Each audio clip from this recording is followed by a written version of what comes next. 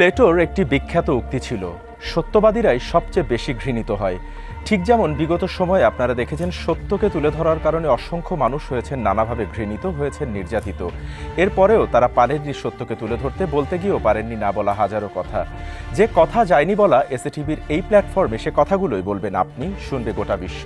আর এই আয়োজন নিয়ে আপনাদেরকে আমন্ত্রণ জানাচ্ছি আমি বাপ্পি খান।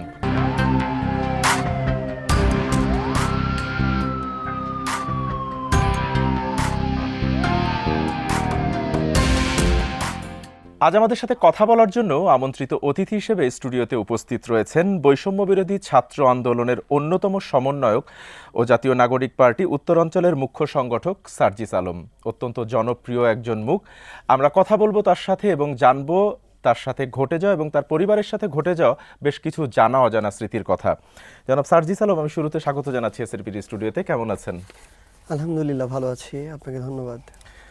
আমি শুরুটা করতে চাই যে আমরা 2024-এর গণ অভ্যুত্থান দেখেছি, এরপর 2025 সাল আসলো, জুলাই পার করলাম, 2026-এ জুলাই পার করলাম।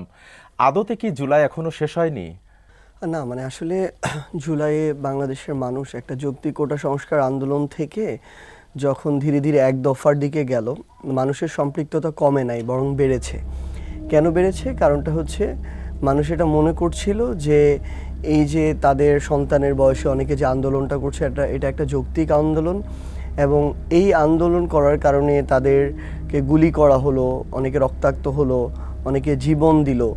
তো তারা নিজেদের সাথে এটাকে কানেক্ট করেছে যে তারা তাদের এই জীবনে বিগত 15-16 বছর ধরে তাদের অনেক জায়গায় প্রত্যেকটা সিস্টেমে তাদেরকে এই অসুবিধাটার সম্মুখীন হতে হয়েছে। তাদের একটা ন্যায়সঙ্গত চাওয়া দাবি নিয়ে কিংবা সেবার জন্য যখন কোনো একটা প্রতিষ্ঠানে সরকারের কাছে, প্রশাসনের কাছে যেতে হয়েছে, প্রত্যেকটা জায়গায় এই ধরনের একটা নিপীড়নের শিকার হতে হয়েছে। তো মানুষ একসাথে ঐক্যবদ্ধভাবে নেমেছে এ কারণেই যে তারা যখন এটা কানেক্ট করতে পারলো, তাদেরও তো দেয়ালে পিঠ ঠেকে গিয়েছে। তো দেয়ালে যখন পিঠ ঠেকে গিয়েছে, তারাও নেমে আসলো যে এটা শেষ দেখে ছাড়তে হবে, সেই জন্য আসলো এবং অসংখ্য মানুষ আরও রক্ত দিল, জীবন দিল।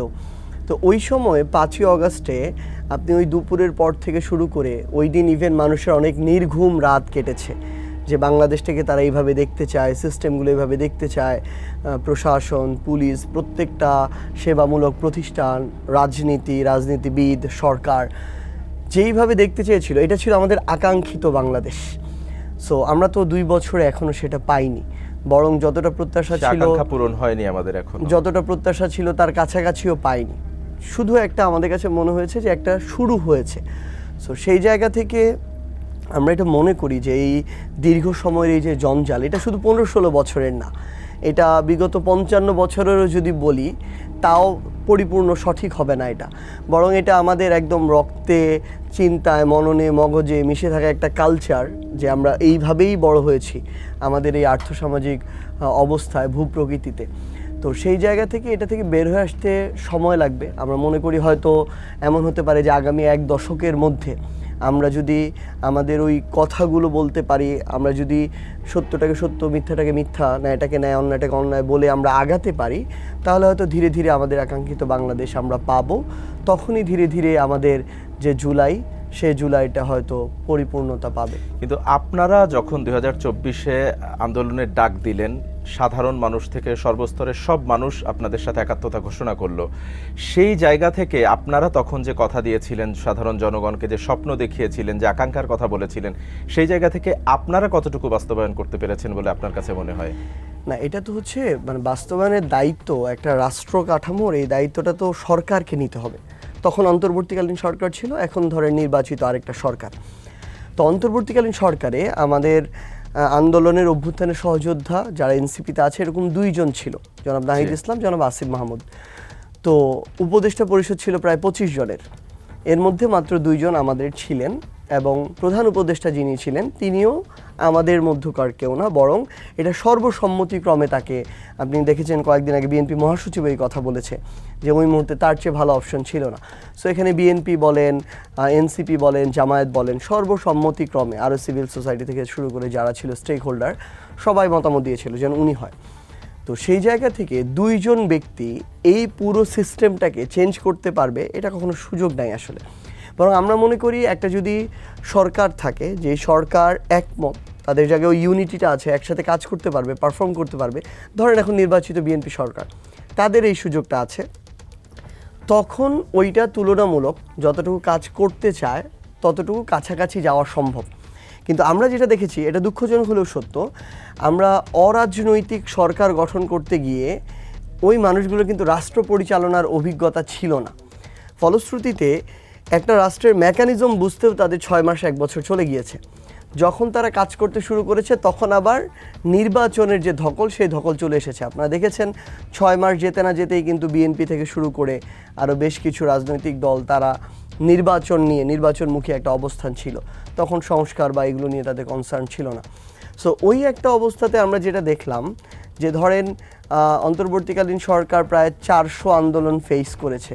অধিকাংশ দিন আমরা দেখেছি হয়তো শাহবাগ ব্লক থাকতো, প্রেস ক্লাব ব্লক থাকতো, যমুনা ব্লক থাকতো, সচিবালয় ব্লক থাকতো, সিটি কর্পোরেশনের ভবন ব্লক করে রাখা হতো। তো এর মধ্য দিয়েও একটা ঐক্যমত কমিশনের মধ্য দিয়ে আমাদের কি কি সংস্কার প্রয়োজন সেটার একটা রোড ম্যাপ তৈরি করা হয়েছে, সেটার উপর একটা গণভোট হয়েছে। এটা সত্যি যে অন্তর্বর্তীকালীন সরকারের যে নিরঙ্কুশ ম্যান্ডেট ছিল, এটা বাংলাদেশের ইতিহাসে কোনো সরকারের ছিল না। এটা হয়তো 71 পরবর্তী সময়ে যখন শেখ মুজিবুর রহমান আসেন তার এতটা নিরঙ্কুশ ম্যান্ডেট ছিল আমার কাছে মনে হয়, আর এই অভ্যুত্থানের পর এতটা নিরঙ্কুশ ম্যান্ডেট ছিল। সো ওই অনুযায়ী যতটুকু আসলে করতে পারা উচিত ছিল ততটুকু তাদের জায়গা থেকে হয় নাই। তবে রিয়েলিটি চেক হচ্ছে এখানে অল্প কিছু মানুষ যারা স্বৈরাচারের এই কাঠামোটার সাথে সম্পৃক্ত ছিল তারা হয়তো ভেগে গিয়েছে, পালিয়ে গিয়েছে, কিন্তু তাদের বড় একটা অংশ সহযোগী যারা বিভিন্ন লেয়ারে ছিল তারা কিন্তু ছিল, তাদের বিরুদ্ধে ওইভাবে ব্যবস্থা হয় এবং এখনো আছে। তাদের মাঝে মাঝে এখন গর্ত থেকে তারা উকি মারে। তো এই জায়গা থেকে যেটা হয় আসলে তারা সবসময় পিছু টানটা তৈরি করেছে। ধরেন শহীদ পরিবারের জন্য মন্ত্রণালয় থেকে একটা আর্থিক সহযোগিতা বরাদ্দ হবে, এটা টেবিলে টেবিলে আটকে ছিল। প্রত্যেক টেবিলের অফিসারকে কল করে বলতে হয়েছে এটা পাস করেন, এটা পাস করেন, মাসের পর মাস আটকে ছিল। এমনকি আমরা যে জিনিসটা দেখেছি যে বিএনপির জায়গা থেকেও বড় রাজনৈতিক দল যেটা যত বেশি, কেন বিএনপি বলছি, আসলে বিএনপি এই মুহূর্তে সবচেয়ে বড় রাজনৈতিক দল। সো যেটা বড় রাজনৈতিক দল, যার সংগঠন তত বড়, তার স্টেক তত বড় পাওয়ারে। সো ওই জায়গা থেকে বিএনপিও খুব দ্রুত নির্বাচনের জন্য এই জিনিসগুলো যে ওই দিকে যেন মনোযোগ না যায় সরকারের, ওই মনোযোগ টানারও কিছু কার্যক্রম করছিল। আমরা অনেক আন্দোলনে দেখেছি পিছন থেকে বিএনপির শেল্টার ছিল। তো সেই জায়গা থেকে এটা আমাদের সামগ্রিক আমি মনে করি দায় আছে আমাদের সবার, কারো হয়তো কম কারো একটু বেশি, বাট সামগ্রিক সবারই আছে। কিন্তু এই যে 2024-এর যখন গণ অভ্যুত্থানটা হলো, আমরা আপনাদের সবার মাঝেই, আপনি যে বিএনপির কথা বলছিলেন, জামাতের কথা বলছিলেন, দলমত নির্বিশেষে আপনাদের সবার মাঝে আমরা একটা চমৎকার সম্পর্ক দেখেছিলাম। যতই দিন গড়িয়েছে আমরা দেখেছি সম্পর্কটা দা কুমড়ার সম্পর্কে পরিণত হয়েছে এবং এখনও আমরা দেখছি। এর নেপথ্যে কারণ কি বলে আপনি মনে করেন? না, আমি এখনো দা কুমড়া মনে করি না আসলে। মানে এটা আসলে এর আগে পলিটিক্যাল পার্টিগুলোর সমালোচনার যে ধরনটা ছিল, এখন ধরন একটু পরিবর্তন হয়ে গেছে। কারণটা হচ্ছে এর আগে তারা কাছাকাছি বয়সের ছিল, একই জেনারেশন ছিল। মন্ত্রী মানে 50 বছরের নিচে তো হইতেই পারবে না, অভিজ্ঞ 50-এর নিচে হইলে হারাম, এইরকম। কেউ মনোনয়ন পাবে 40-এর নিচে হবে, এটা কোনোদিন হইতেই পারে না। মানে ধরেন অনার্স 4th ইয়ারে পরে 25 বছর বয়স এরকম একটা ছেলে বাংলাদেশে এমপি হবে, এটা 2 বছরে কেউ কল্পনা করছিল? সে তো ছাত্রদল করবে, নাহলে ছাত্রলীগ করবে, না ছাত্র শিবির, মানে এরকম আর কি, যারা ক্রিয়াশীল ছিল। তো সেই জায়গা থেকে ধরেন আব্দুল হান্নান মাসুদ, সে কিন্তু অনার্স 4th ইয়ার একজন স্টুডেন্ট অবস্থায় সে সংসদে গেছে। তো পার্থক্যটা হচ্ছে আমাদের কথা বলার টোনটা ডিফারেন্ট, আমাদের ভিতরে আর্টসটা ডিফারেন্ট, এবং আমরা আমাদের জায়গা থেকে আসলে ওই ভীতিটা কাজ করে না। এবং তাদের সাথে তো আমাদের ইন্টারনাল সেটেলমেন্ট নাই, তাদের সাথে আমরা একসাথে বিজনেস করি না। বিএনপির কিছু কিছু অনেক সাফারার নেতৃবৃন্দ আছে, তাদের প্রতি আমাদের সিম্প্যাথি সবসময় আছে। আবার কিছু কিছু এমন আছে যারা আওয়ামী লীগের সাথে মিলে ব্যবসা করে, দিনের বেলা বিরুদ্ধে কথা বললো, রাতের বেলা একসাথে বসে আড্ডা দেয়, তাদের ফ্যামিলি সম্পর্ক আছে, ছেলে মেয়ে বিয়ে দিয়ে রাখছে। এইরকম করে তাদের একটা নেগোশিয়েট সেটেলমেন্ট আছে, স্ট্যাবলিশমেন্ট আছে। ফলে তাদের বিরোধিতাটা ছিল কুসুম কুসুম বিরোধিতা। এখন তারা তো অধিকাংশ আমার বাপ দাদার বয়সী, তাদের সাথে তো আমাদের কোনো সেটেলমেন্ট নাই, আমরা তো অভ্যুত্থান থেকে উঠে আসছি। সো আমরা ডিরেক্টলি তাদের এগেনস্টে কথা বলি। এখন ধরেন আমরা পদযাত্রায় গেছি, একটা জায়গায় দেখছি এমপির বিরুদ্ধে মানুষের এত অভিযোগ, সকল কিছু উনি পিছন থেকে নিয়ন্ত্রণ করে, মানে ওনার লোকজনকে দিয়ে আর কি। তো আমরা তার নাম বলে ফেলছি, এটা নিয়ে আমাদের উপরে খ্যাপা, এটা নিয়ে রড দিয়ে ধরেন পিটাইতে আসছে, চোখ তুলে নিছে, গাড়ি ভাঙচুর করছে। আবার যেখানে ভালোটাকে ভালো বলছি, ওনারা আবার মিষ্টিও নিয়ে আসছে, মানে বিএনপিরই এমপি মিষ্টি দিছে, আবার দুপুরে খাওয়াইছে, রাতে খাওয়াইছে, এরকম হয়েছে কিন্তু পদযাত্রা আপ্যায়ন করেছে। হ্যাঁ, তো এখন ব্যাপারটা হচ্ছে আমরা তো ব্যক্তি দেখে এটা বলি না, আমরা মাঠের মানুষের যেটা নার্ভ ওইটা দেখে বলি। তো আমরা এখন যেটা মনে করি আসলে এই পার্থক্যটা হওয়ার মূল কারণটা হচ্ছে তখন একটা দাবিতে সবাই ঐক্যমত্য ছিল, সেটা হচ্ছে স্বৈরাচার হাসিনার পতন। আমাদের এক দফার দুইটা পার্ট ছিল, যে স্বৈরাচারের পতন আর নতুন রাজনৈতিক বন্দোবস্ত। তো প্রথম অর্ধেকে সবাই একমত ছিল, সবাই একসাথে নামছে, এখানে আর দলমত কিছু নাই। নেতৃত্বে যারাই থাকুক তারা যেহেতু এই দাবি আদায়ে তারা একদম ডিটারমাইন্ড, সো আমরা তাদের সাথে আছি, সবাই ছিল, ওটা হয়ে গেছে আলহামদুলিল্লাহ। কিন্তু এরপরে নতুন রাজনৈতিক বন্দোবস্ত আমরা যেটা বলতেছি, আমরা যে পরিবর্তনটা চাচ্ছি, ওই জায়গাটাতে তো অনেক একমত না, এবং এখানে তো দল ওয়াইজ এখন ভাগ হয়ে গেল, বিএনপি বিএনপির ঘরে ফিরে গেছে, চলে এসেছে, সবাই সবার ঘরে ফিরে গেছে। তো এখন আমাদের ওই কথাটা বলতেই হবে, আমাদের রাজনীতি ওইটাই, পরিবর্তনটা লাগবে, সংস্কারটা লাগবে, সিস্টেমগুলো ঠিক হইতে হবে। এটার সাথে যদি আমরা ফাইট না করতে পারি তাহলে আমাদের রাজনীতি করার কোনো মানে নেই, কারণ এটা বাদ দিয়ে পূর্বের যেগুলো ছিল ওই সিস্টেমটা অলরেডি এক্সিস্ট করে। তো মানুষ যদি নতুন কিছু চায়, আমি যদি নতুন কিছুর জন্য ফাইট না করি, তাহলে তো আমার এইসব দোকানের দরকার নেই। তাহলে আমার আগের রাজনীতি আমার বিএনপির সাথে করা ভালো, জামাতের সাথে করা ভালো। সো এই জন্য এখন দ্বিমত হচ্ছে, বাট আমরা এটা মনে করি যে এই দ্বিমতটাকে যদি বিএনপি হজম না করতে পারে, বিএনপি হিসেবে বলতেছি না, ক্ষমতাসীন দল হিসেবে বলতেছি, তারা যদি এটা হজম না করতে পারে, এটা তাদের জন্য হিতে বিপরীত হবে। বরং আমরা তো মনে করি আমাদেরকে তাদের খুব স্নেহ বা এই জিনিসগুলো টেক কেয়ার এটা করা উচিত, কারণ আমরা তাদেরকে লাইনে রাখতেছি, নাহলে এতদিন অনেক বেলাইনে চলে যেত।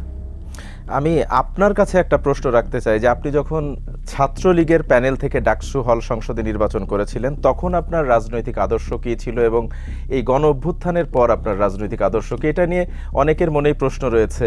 তো এই বিষয়টা যদি আপনি একটু ব্যাখ্যা করেন। গণ অভ্যুত্থানের আগে আমার কোনো রাজনৈতিক আদর্শ ছিল বলতে এরকম কিছু নাই, আমি আসলে রাজনীতির সাথেই কখনো ছিলাম না। ছাত্রলীগের রাজনীতির সাথে জড়িত থাকার বিষয়টা, হ্যাঁ বলতেছি, ওটা আসতেছে। মানে আমার ব্যাপারটা আমাদের এরকম ছিল, ধরেন ঢাকা বিশ্ববিদ্যালয়ের যে 13টা হল ছিল ছেলেদের আর মেয়েদের 5টা, তো ছেলেদের 13টা হলে ছিল, আপনি যদি হলে থাকতে চান আপনার ছাত্রলীগের প্রোগ্রাম গেস্ট রুম করতেই হবে, অনেকটা বাধ্যতামূলক। বাধ্যতা অনেকটা না, পুরোটাই বাধ্যতামূলক। আপনি যদি না করেন হলে থাকতে পারবেন না। এই জন্য ছাত্রদল শিবিরের তারা কিন্তু হলে থাকতে পারে নাই, যারা থাকছে তারা ছাত্রলীগের প্রোগ্রাম গেস্ট রুম করেই থাকছে, এবং তাদের ওই পরিচয় তারা কখনো দেয় নাই, এটা হচ্ছে রিয়েলিটি। আচ্ছা। সো আর মেয়েদের হলে ছিল দুইটা ওয়ে, আপনি যদি পলিটিক্যালি উঠেন তাহলে ছাত্রলীগের প্রোগ্রাম গেস্ট রুম করতে হবে, আপনি প্রথম দিনেই থাকতে পারবেন একদম ডে 1 থেকে। আর যদি নন পলিটিক্যালি উঠেন তাহলে প্রশাসনের কাছে আবেদন করবেন, আপনি 1 বছর পরে সিট পাইতে পারেন, 2 বছর পরে পাইতে পারেন, 3 বছর পরে পাইতে পারেন, ওইভাবে আর কি। মেয়েদের দুইটা অপশন ছিল। আচ্ছা। তো আমি ফার্স্ট ইয়ার প্রথম দিনে হলে উঠি, ছাত্রলীগের প্রোগ্রাম গেস্ট রুম করতে হয়, আমাদের 3 বছর বাধ্যতামূলক ছিল, first year, second year, third year, আমি 3 বছরই করেছি প্রোগ্রাম গেস্ট রুম। আমার কখনো কোনো পদ পদবি ছিল না, নেভার এভার, কোনো লেয়ারেই না। থার্ড ইয়ারে যখন আমরা উঠি তখন ডাকসু ইলেকশন হলো 2019-এ, তো তখন হচ্ছে প্যানেল দেয়া হলো, একটা ছিল সম্মিলিত শিক্ষার্থী সংসদ এরকম কিছু একটা, যেটা অ্যাকচুয়ালি ছাত্রলীগ কোঅর্ডিনেট করতেছিল। তো তারা 13 জনের মধ্যে হল সংসদে 6-7 জন দিত তাদের ছাত্রলীগের পোস্টেড যারা, বাকিদেরকে দিত ডিবেটিং ক্লাব থেকে 1-2 জন দিত, কালচারাল ক্লাব থেকে 1-2 জন দিত, বাঁধন রক্তদাতা যে আমাদের একটা সংগঠন ওইটা থেকে 1-2 জন দিত, এইভাবে করতো। তো ডিবেটিং ক্লাব থেকে আমাদের 2 জনকে ওই প্যানেলে দেওয়া হয়েছিল, আমি ছিলাম, আমার একজন বড় ভাই, সর্বোচ্চ ভোটও বোধহয় আপনি পেয়েছিলেন। তো আমাদের 13 জনের মধ্যে ছাত্রলীগের যে প্যানেল যেটা ছিল 6 জন বিজয়ী হয়েছিল, 7 জন কিন্তু জিততে পারে নাই। শতভাগ ফেয়ার নির্বাচন হয়েছিল আমার হলে, এবং শুধু তারাই জিতেছিল যাদের ওই গ্রহণযোগ্যতাটা ছিল, ব্যক্তি গ্রহণযোগ্যতা। তো আমি আমার হল সংসদে সর্বোচ্চ ভোট পেয়েছিলাম, ভিপিজিএস এর চেয়ে বেশি পেয়েছিলাম। তো আমি মনে করি যে ওইটুকু আমার ওই জায়গা থেকে, গ্রহণযোগ্যতার জায়গা থেকে, এবং ওইখানে কিন্তু সব দলমতের মানুষ ভোট দিয়েছিল। তো আমি এইটুকু বলতে পারি, আমার ওই হল লাইফের 6 বছরে কেউ বলতে পারবে না কোনো দিন আমার একটা কথা দ্বারাও কেউ আঘাত পেয়েছে, কিংবা আমার কোনো আচরণ, কাজ, যে কোনো কিছু দ্বারা, এই জন্য হয়তো তারা এই সাপোর্টটা আমাকে দিয়েছে। তো আমি ইলেকশনটা এই কারণে করেছিলাম, আমার কাছে মনে হয়েছিল যে আমি কিছু একটা চেঞ্জ মেকিংয়ে কাজ করতে চাই, এটা অলওয়েজ আমার, এখনও এই জন্যই আমি পলিটিক্সটা করি, কারণ বাংলাদেশে যেই কিছুই করি না কেন আমি এটা বিশ্বাস করি, একজন যদি পলিটিশিয়ান চায়, একজন মন্ত্রী, একজন প্রধানমন্ত্রী, একজন এমপি, তার জায়গা থেকে সবচেয়ে বেশি পরিবর্তন। বিগত সরকারের সময় থেকে কি আসলে এরকম কিছু সম্ভব ছিল তাদের মধ্যে থেকে? ও না, এটা আমার তো এরিয়া হচ্ছে আমার হল। আচ্ছা। এবং আমার হলে হল সংসদ নির্বাচন হওয়ার পর থেকে ছাত্রলীগের ভূমিকা নাই হয়ে গেছিল। মানে ওই যে বাধ্যতামূলক প্রোগ্রাম গেস্ট রুম আগে হয়তো 7 দিনে 7 দিন, এরপরে চলে আসলো 3 দিন, এবং সর্বশেষ অভ্যুত্থানের আগে আগে একদিনে চলে আসছিল, শুক্রবার হইতো আর বৃহস্পতিবার হইতো, এমন হয়ে গেছিল। আচ্ছা। এবং গণরুম কালচার থেকে অনেকটা বের হয়ে যাওয়া হয়েছিল। আমরা এক রুমে 60 জন ছিলাম, 4 জনের রুমে। আমরা যখন অভ্যুত্থানের আগে আগে তখন এটা 20 জনে চলে আসছিল। সো এই ধরনের চেঞ্জগুলোতে আমরা কাজ করতেছিলাম আমার যতটুকু লেয়ার। এবং সবচেয়ে বড় কাজ যেটা আমি চেষ্টা করতাম, ভয়েস রেইজ করা ছাত্রলীগের এই কালচারগুলোর বিরুদ্ধে। আওয়ামী লীগ, শেখ হাসিনা, শেখ মুজিবুর রহমানের 72 থেকে 75-এর যে ভূমিকা, এটা নিয়ে আমি একাধিক পোস্ট দিয়েছিলাম ওই টাইমে সোশ্যাল মিডিয়ায়, এখনও আছে আমার ফেসবুকে। তো আমার ওই সাহসটা এসেছিল তখন, এবং সবাই এটা সাপোর্ট দিত। তো আমার ওইটুকু জায়গা, আমার যতটুকু করার আমি করার চেষ্টা করেছি। কিন্তু আসলে একটা জিনিস কি, যেদিন ওই 3rd ইয়ারের পর আমার প্রোগ্রাম গেস্ট রুম আর বাধ্যতামূলক না, ওই দিন থেকে কিন্তু আমি করি নাই, কখনোই না। সো ওই যে মাঝে মাঝে একটু ছবি টবি আসে, সেটা হচ্ছে তখনকার। আর ভিডিও 2টা আসে মাঝে মাঝে, আমি দেখি আর কি, আমার ভালোই লাগে। কারণটা হচ্ছে ওইটা ছিল আমার বিতর্ক প্রতিযোগিতার ভিডিও, উপস্থিত বক্তৃতা প্রতিযোগিতা ছিল। এখন তখনকার আপনি বলেন বিগত 16 বছরে আপনি একটা বক্তব্য দিবেন, টপিক হচ্ছে বঙ্গবন্ধু, টপিক হচ্ছে শেখ হাসিনা, টপিক হচ্ছে কি শেখ রাসেলের ছোটবেলা, এগুলোই তো টপিক ছিল প্রত্যেকটা হাউসে, কেউ তো এটা অস্বীকার করতে পারবে না। সো আমার টপিক তো নির্ধারণ করে দিত যারা আয়োজক ছিল তারা, তো ওইভাবে। তো তখন আসলে এটা কোনো আইডিওলজি থেকে না, বরং বাধ্য হয়ে আর কি বলা চলে। বরং এখন আমি ধীরে ধীরে এই আদর্শিক জায়গা, বিভিন্ন পন্থা, এই ঘরানা ওই ঘরানা, এগুলো বুঝার চেষ্টা করতেছি। এখনো আমি মনে করি না যেগুলো আমি খুব ভালো বুঝি। আচ্ছা, আমরা এই জায়গা থেকে আবার 24-এর গণ অভ্যুত্থানের কিছু বিষয় নিয়ে আসবো। তার আগে সময় হয়েছে আমাদের একটি বিরতিতে যাবার। দর্শক, কথা বলার এ পর্যায়ে সময় হয়েছে আমাদের একটি বিরতিতে যাবার। কোথাও যাবেন না, থাকুন আমাদের সাথে। ফিরছি খুব শীঘ্রই ছোট্ট একটি বিরতির পরে।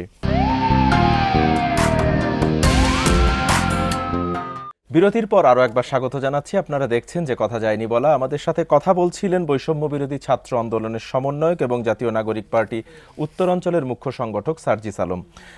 আমি নিজেও ব্যক্তিগতভাবে, যদিও আপনাকে এনসিপির এই পরিচয়টার থেকে বৈষম্য বিরোধী ছাত্র আন্দোলনের সমন্বয়ক বলাটাকেই বেশি কমফোর্ট ফিল করি। তো এই জায়গা থেকে আবার একটু আসতে চাই যে এই যে সমন্বয়কের দায়িত্ব যখন নিলেন দেশের এই পরিস্থিতির মধ্যে, তখন এই দায়িত্ব নেওয়ার পর সবচেয়ে কঠিন মুহূর্ত বা চ্যালেঞ্জ কোনটা ছিল আপনার কাছে মনে হয়েছে? অ্যাকচুয়ালি প্রত্যেকটা দিনই চ্যালেঞ্জ ছিল আমাদের। একদম ডে 1 থেকে শুরু করে প্রত্যেক দিনই বিভিন্ন অভিজ্ঞতার মধ্যে দিয়ে যেতে হচ্ছিল। সো মানসিকভাবে যদি আমরা শক্ত না থাকতে পারতাম, তাহলে যে কোনো দিনই হয়তো আমরা পিছু হটতে পারতাম। কিন্তু ডে বাই ডে এটা একটা, ওই যে গেম খেলে না যে একটা ধাপ পার হলে আরেকটা, তো প্রত্যেকটা দিনই এরকম এক একটা ধাপ ছিল।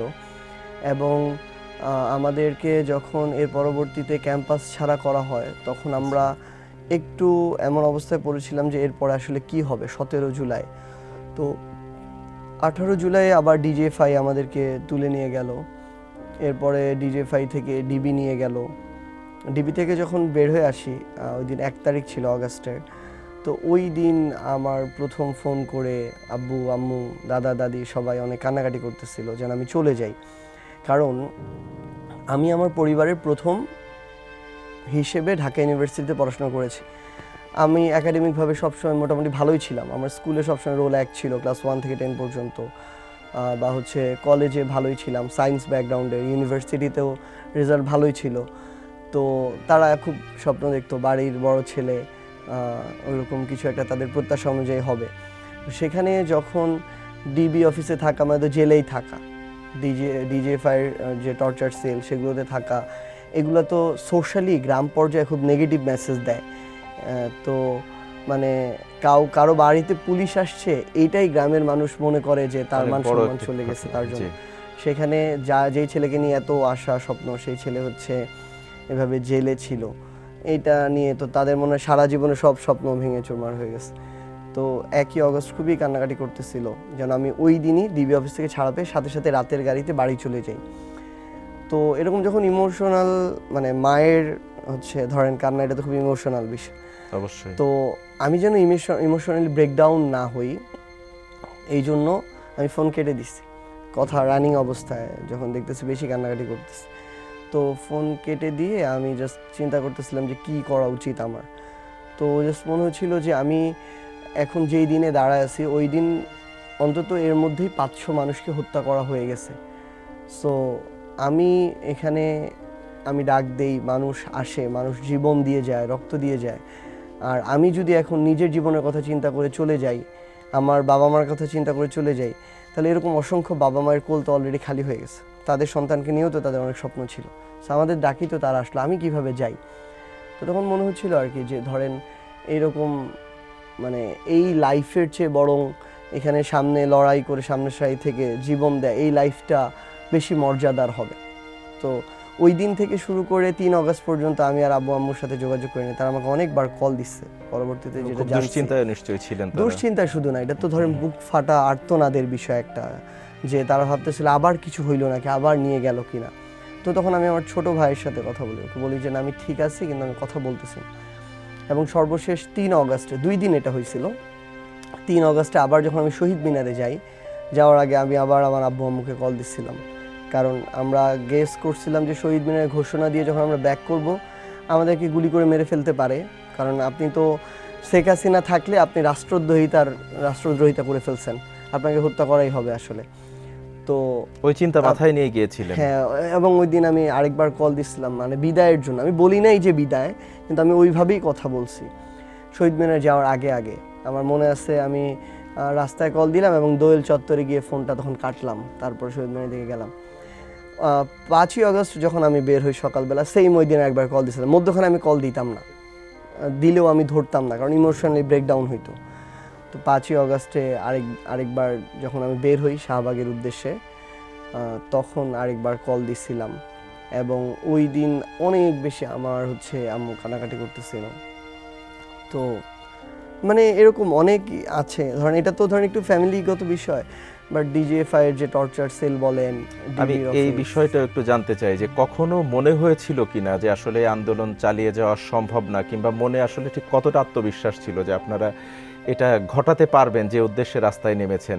এবং একই সাথে এটাও জানতে চাই যে ডিজিএফআই এর কথা যে বললেন, এবং আমরা সবাই দেখেছি যে ডিবি অফিসে আপনাদেরকে তুলে নিয়ে যাওয়া হয়েছিল, সেখানে বেশ নির্যাতনও করা হয়েছে, এবং আপনারা যেদিন বক্তব্য দিলেন গণমাধ্যমে এসেছে বিভিন্ন জনের হাতের বা পায়ের সাইন আমরা এক এক রকম দেখেছিলাম। এটার মাধ্যমে আসলে কিছু বোঝাতে চেয়েছিলেন কিনা বা কোনো মেসেজ দিতে চেয়েছিলেন কিনা? ডিজিএফআই আমাকে আর হাসনাতকে নিয়ে যায় 18 তারিখে, আচ্ছা, 18 জুলাই সন্ধ্যার পরে।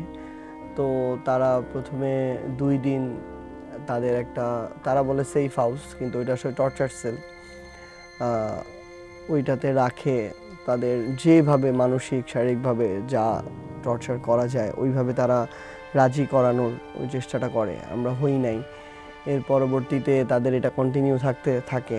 সেখান থেকে আমাদের ডিবি নিয়ে যায়, ডিবিও একবার ভালো আচরণ করে, একবার খুব খারাপ আচরণ করে। একজন অফিসার এসে একদম ধরেন এরকম হয় যে বাবা ভাইয়ের মতো আচরণ করে, আরেকজন অফিসার এসে থ্রেট দেয় যে তোর কি বেঁচে থাকার ইচ্ছা আছে না নাই, তোর বাকিরা তো যারা সহযোদ্ধা তারা ঠিকই বাসায় চলে যাবে, ওরা তো মেনে নিছে, তো তোর এখানে লাশটা তো তোর ফ্যামিলি কোনোদিন পাবেও না। এরকম কত লাশ ছিল, আমরা নদীতে ভাসায় দিছি, রেল লাইনে ফালাই দিছি, অ্যাক্সিডেন্ট হিসাবে চালাই দিছি। কত লাশ ছিল ক্রস ফায়ারের নামে শেষ করে দেওয়া হয়েছে। তো তোর লাশ তোর ফ্যামিলি পাবে না, তুই কি এটাই চাস? তো এইরকম যতভাবে থ্রেড দেয়, ইভেন হাসনাতের একটা কথা, ওইটা আমার কাছে খুবই অলওয়েজ মানে ইমোশনাল। ওর বোন তখন 9 মাসের প্রেগনেন্ট ছিল, হাসনাতের বোন। তো ওর বোন আর ওর মা একসাথে থাকতো কুমিল্লায়, তো ওর বাবা তখন বাইরে ছিল। তো ওইখানে ওনাদের অফিসার পাঠায় দিয়ে বলতেছে যে এই দেখ আমাদের অফিসার তো তোর মায়ের আর বোনের বাসার সামনে, ভিডিও কলে মানে ফোন কলেই বলতেছে, আচ্ছা, বাট আচ্ছা। ওনারা দেখতেছে যে ওনারা বাইরে দাঁড়ানো। তো তুই কি চাইতেছিস যে তোর বোন একসাথে 2টা জীবন হারায় যাক তোর বোনের, মানে এইরকম ধরনের যেভাবে থ্রেট দেওয়া যায় আর কি। তো ওই কাজগুলো করতো, ফিজিক্যাল টর্চার করতো। আর যে জায়গাগুলোতে রাখতো ওই জায়গায় থাকলে ওই যে আয়নাঘর যেমন স্পেসটা দেখায় যে একটা মানুষ শুইতে পারবে না, ধরেন একটা মানুষ 5.5 ফিট 6 ফিট অন্তত 6 ফিট জায়গা তো লাগবে, লম্বা চওড়া তো অন্তত 1 ফিট 2 ফিট জায়গা লাগবে, তাইলে না একটা মানুষ অন্তত সোজা হয়ে শুয়ে থাকতে পারবে। কিন্তু আয়নাঘর এমনভাবে দেওয়া হইতো আপনি কোনোদিন সোজা হইতে পারবেন না। সো এইভাবে একটা মানুষের আসলে একদিনও থাকা খুবই টাফ। সো ওই রকম করা হইতো মেন্টালি টর্চারের জন্য। আমাদেরকে কোনো থাকার জায়গা দিত না, কিন্তু ডিবি অফিসেও না, একটা চেয়ার দিত কাঠের, আর চেয়ারটাতেই বসে থাকতে হইতো ফুল টাইম, মানে দিনেও রাতেও ওইখানেও ঘুমাইতে হইতো। এবং চেয়ারটা দিত একটা বাথরুমের দরজার সামনে, ওইখানে দিয়ে রাখতো, ওইটুকুই বসার জায়গা, ওইখানে বসে থাকতে হইতো। তো এইটা তো মানে মেন্টালি ব্রেকডাউন করানোর চেষ্টা করে তারা। কিন্তু আমাদের ওই টাইমে জাস্ট একটা জিনিস মাথায় কাজ করতে, এতগুলো মানুষ জীবন দিয়ে দিচ্ছে। আমরা তো এই ছবিগুলো আগে দেখছি 18 জুলাই, 19 জুলাই, 20 জুলাই, তো এতগুলো মানুষ জীবন দিয়ে দিল, আর আমি তো জাস্ট এখানে একটু কষ্ট করতেছি বা আমাকে একটু থ্রেট দিতেছে বা একটু টর্চার করতেছে, ওইটার সাথে তো কম্পেয়ার হয় না। তো মাঝে মাঝে এরকম মনে হইতো যে মানুষ আসলে কন্টিনিউ করবে কি না, নামবে কি না। এটা ধরেন আমার একটু মনে হইতেছে, আবার একটু পরে দেখি অসংখ্য মানুষ নেমে গেছে প্রোগ্রামে, তখন আবার আত্মবিশ্বাস, তখন আবার অনেক আত্মবিশ্বাস চলে আসতো। তো এই জন্য কখনো এটা মনে হয় নাই যে আমাদের এখান থেকে পিছু হটা উচিত। তবে আমরা এইটা কনফার্ম ছিলাম না যে 5 তারিখেই শেখ হাসিনা পালিয়ে যাবে। আমাদের কাছে মনে হয়েছিল এটা হয়তো আরও কিছুদিন যেতে পারে।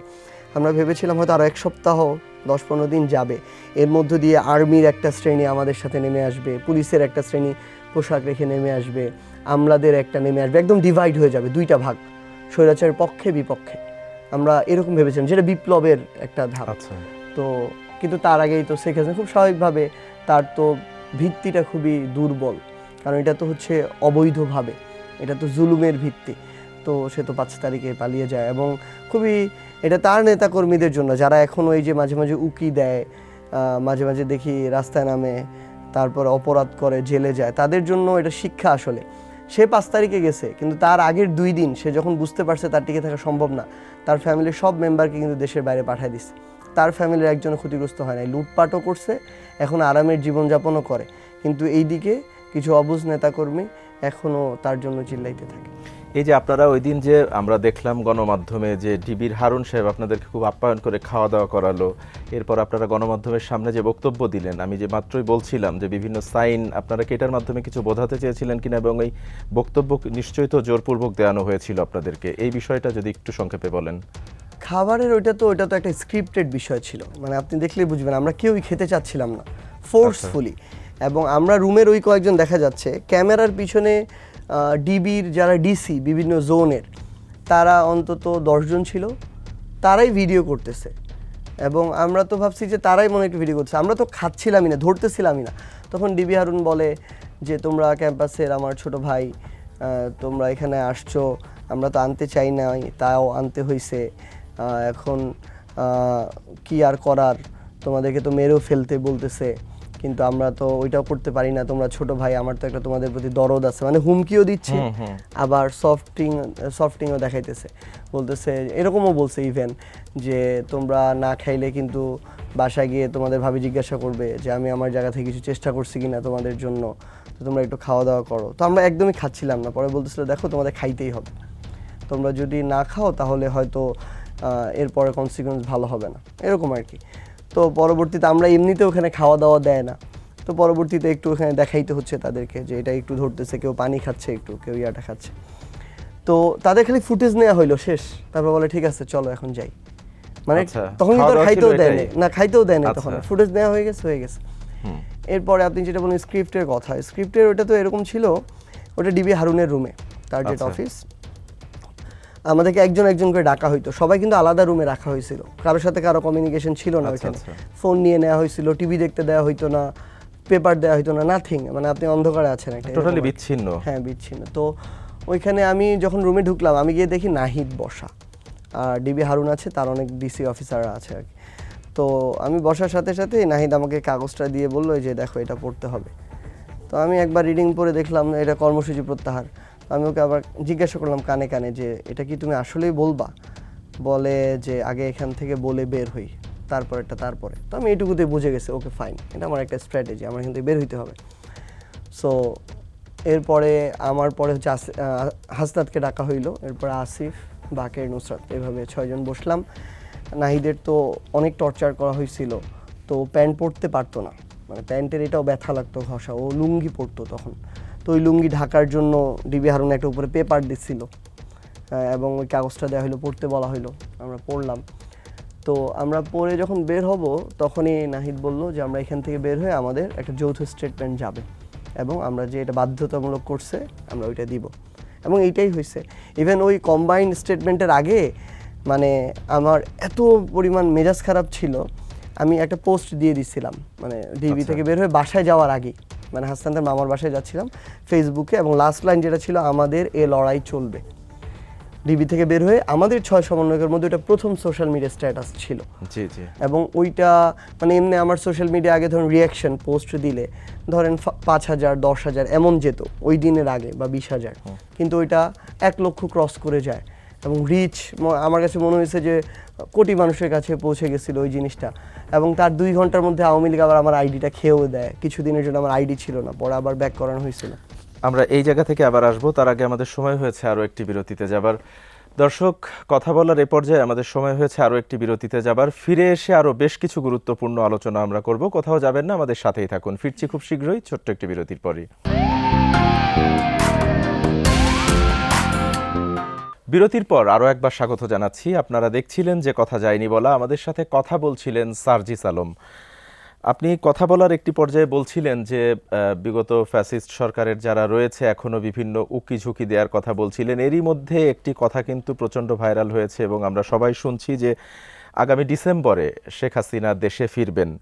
তো এই বিষয়টা আসলে কতটা বিশ্বাস করেন এবং এই বিষয়ে এনসিপির বার্তাটা যদি আপনি একটু আমাদের সাথে শেয়ার করেন। 0.1%ও বিশ্বাস করি না, এটা সম্ভব না আসলে।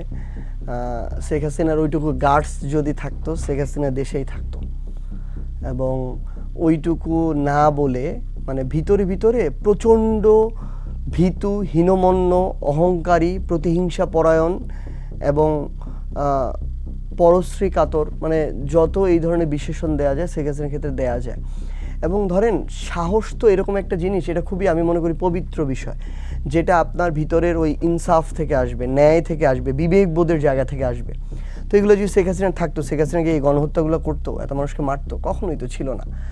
তো সেই জায়গা থেকে এই ধরনের মানে মানুষ তারা কখনো এটা দেখাইতে পারে না ওই সাহসের জায়গাটা। এবং পৃথিবীর ইতিহাসেও পরাজিত যারা এই ধরনের পালিয়ে যায়, পতন হয় যাদের, নির্লজ্জভাবে যারা এভাবে মানে ক্ষমতার মসনদ যাদের চূর্ণ বিচূর্ণ হয়ে যায়, তারা ফিরতে পারে না। এটা হচ্ছে ইতিহাসের চরম বাস্তবতা।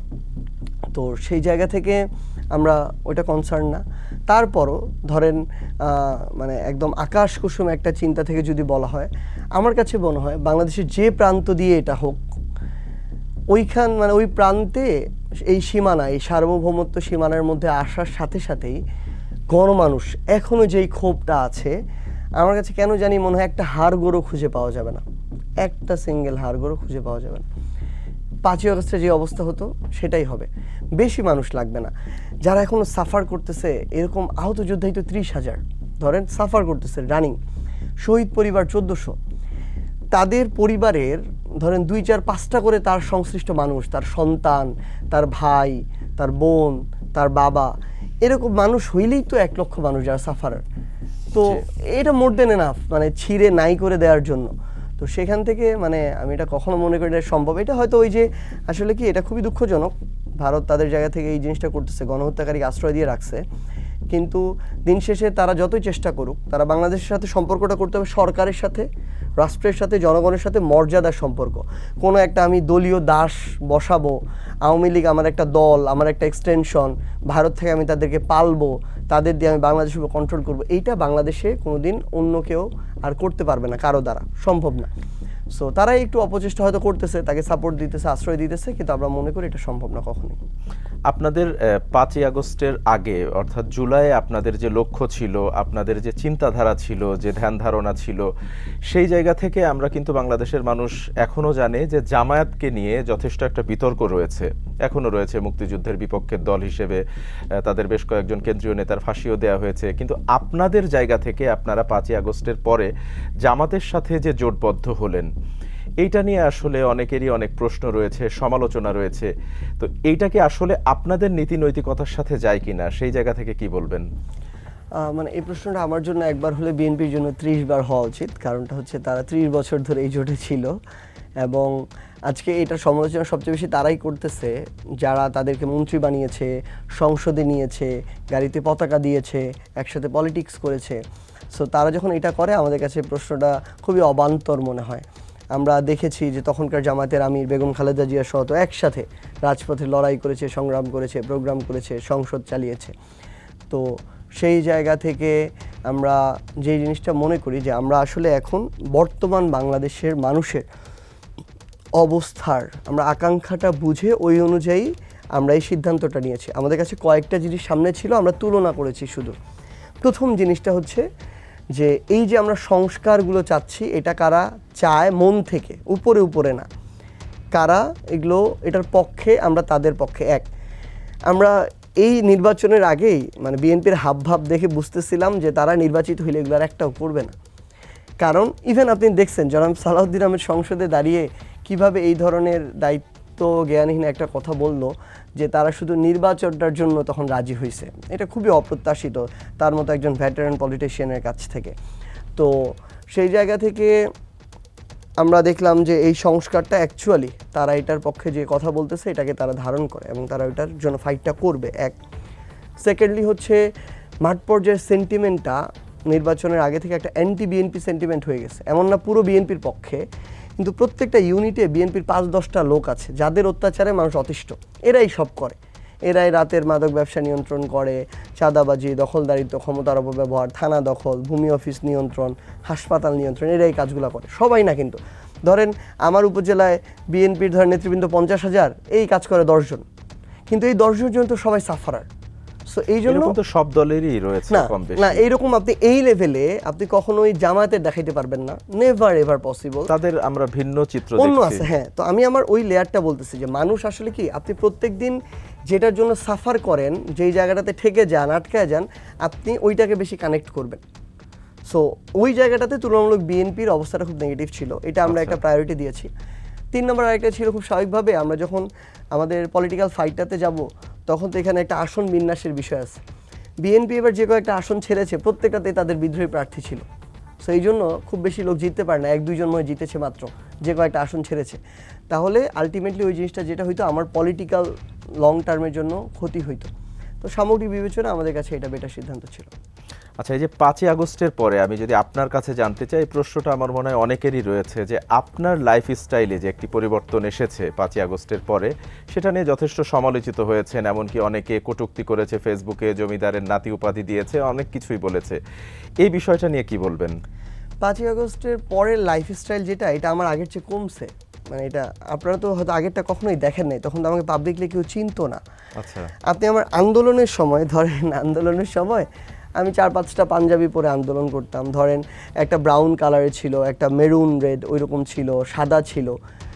এখনকার আমি বর্তমানে যেই দামের পরি ওইগুলোর দাম এর চেয়ে একটু বেশি ছিল, কিন্তু এখন ওটা পড়তে পারি না, পড়লে এগুলো নিয়ে কথাবার্তা শুরু হয়ে যায়। আমি দুর্ভাগ্যক্রমে মানে আমার কিন্তু ওই টাইমেও সাদা যে, তবে আমি একটা কাজ করতাম, ধরেন আমি যে কোনো শোরুম থেকে আমি কাপড় নিলে কখন কিনি, মাঝে মাঝে 30% অফ দেয়, 50% অফ দেয়, আমি তখনই কিনি, বাট ওখান থেকেই কিনি। তো যে জিনিসটা হয়েছে তখন এগুলো নিয়ে কথা হয় নাই, কারণটা হচ্ছে তখন কারো উদ্দেশ্য প্রণোদিতভাবে বিতর্কিত করবে ইন্টেনশন ছিল না। এখন তো আমার পলিটিক্যাল পার্টি আলাদা, গাড়ি বহর সেই বিষয়গুলো নিয়ে কিন্তু আমি প্রশ্ন বলছি। এসেছে। তো ব্যাপারটা হচ্ছে তখন বরং আমি আমার মতো করে আমার লাইফস্টাইল লিড করতে পারতাম, এবং ওইটা তো পাবলিক ছিল না, মানে প্রাইভেসি ছিল। এখন তো সব কিছু পাবলিক হয়ে গেছে আর কি। তো এখন এই জন্য অনেক কিছু চিন্তা করে চলতে হয়। আর আরেকটা জিনিস, যেটা গাড়িটা আমি বলি, গাড়ি আমাদের সবারই, এনসিপি যারা আছে সবার রেন্টে কারের গাড়ি, মাসিক ভিত্তিতে ভাড়া নেওয়া গাড়ি। কারণ এই অল্প কিছু মানুষ যারা প্রত্যেকের লাইফের ইচ অ্যান্ড এভরি সেকেন্ড তাদের ওই থ্রেডটা মাথায় নিয়ে সাথে নিয়ে চলতে হয়। আমার ভাই শহীদ শরীফ ওসমান হাদি ওই দিন যদি একটা গাড়িতে করে মুভ করতো, হয়তো তার গুলিটা মাথার এই পাশ দিয়ে ভেদ করে আরেক পাশ দিয়ে বের হইতো না, হয়তো সে বেঁচে থাকতো। সো আমি এটাও মনে করি এই অভ্যুত্থানে এরকম গুরুত্বপূর্ণ কিছু মানুষ আছে। এখন ভাই 1 লাখ টাকা দিলে অনেকে একটা মানুষকে মেরে চলে যায়, তাহলে ওই লাইফটা আমি আর কোনদিন ফিরিয়ে আনতে পারবো? ব্যক্তি ওসমান হাদি ইম্পর্টেন্ট না, তার যে চিন্তা, তার যে আকাঙ্ক্ষা, তার যে কাজ, এটাকে আমি কোনোদিন ফিরে এনে দিতে পারবো তিনি থাকলে যেরকম হইতো? তাহলে পারবো না। সেই অর্থে দেশ কি এখনো পুরোপুরি স্বৈরাচার মুক্ত হয়নি? না, এটা তো হয়নি, এটা সবাই স্বীকার করবে, আমরা স্বীকার করি। এবং আমি যে জিনিসটা বলতেছিলাম জি। যে আমি ইভেন মনে করি যে এখানে আরও কিছু গুরুত্বপূর্ণ মানুষ আছে। ধরেন আমাকে হয়তো একজন শুভাকাঙ্ক্ষী উনি বললো যে ঠিক আছে তোমার গাড়ির হচ্ছে মাসে 60,000 টাকা ভাড়া লাগবে, এটা আমরা ব্যবস্থা করব আমাদের জায়গা থেকে। ইভেন ধরেন আমি একটা মজার জিনিস আপনাকে আজকে প্রথম বলি, আমার গাড়িটা ভেঙে ফেলছে না ইয়াতে, আমরা যে গাড়িতে ছিলাম জি, জি। হবিগঞ্জ আর সিলেটে, হবিগঞ্জের, right। বিএনপির একজন এমপি ফোন দিয়ে বলছে ভাই এই জিনিসটা আসলে খুবই খারাপ লাগছে, তোমার গাড়ি যখন ঠিক করাবা যেখান থেকে ওই বিলটা আমাকে পাঠায় দিও। আমি আসলেই হোয়াটসঅ্যাপে তুলে তাকে পাঠাইছি, উনি বিল পে করছে। সো অনেকে বলে না যে এরকম শুভাকাঙ্ক্ষী কোথায় পান, আপনাদের মধ্যেই আছে, যারা মনে করে যে ওরা যেই চেষ্টাটা করতেছে কিংবা ওরা যেই ত্যাগটা করছে, আমার তো একটু সামর্থ্য আছে, আমি ওদের সাথে একটু দাঁড়াই, এভাবেই এনসিপিটা চলতেছে। সো আর এই ধরনের যেগুলো আসছে, আমরা তো একদম ক্লিয়ারলি বলছি, সংসদে দাঁড়িয়ে হাসনাত আব্দুল্লাহ শুধু তার কথা বলে না, আমাদের সবার কথাই বলছে যে আপনি তখন সরকার, বিএনপি, আপনার কাছে সকল এজেন্সি, সকল সংস্থা, সবাইকে দিয়ে আমাদের পিছনে লাগান, যদি আপনি কোনো দুর্নীতির প্রমাণ নিয়ে আসতে পারেন, আপনারা যা ব্যবস্থা নেওয়ার আইনগত নেবেন, আমরা রাজনীতি ছেড়ে তাহলে এই যে তাসনিম যারা সহ আরো অনেকেই যারা এনসিপি থেকে বিদায় নিল, এটার কারণ কি, এটার ব্যাখ্যা কিভাবে দিবেন?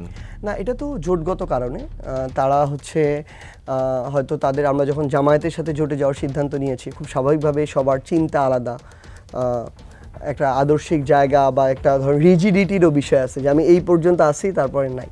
সো ওই জায়গায় হয়তো তারা দ্বিমত হয়ে দল থেকে আপাতত দলের সাথে নেই, কিন্তু আমরা প্রত্যাশা করি, যেহেতু বাংলাদেশকে নিয়ে আমাদের আকাঙ্ক্ষাটা কাছাকাছি একই, আমরা প্রত্যাশা করি আমাদের লড়াইয়ের পথটাও একই এবং আমরা একদিন আবার একসাথে কাজ করব।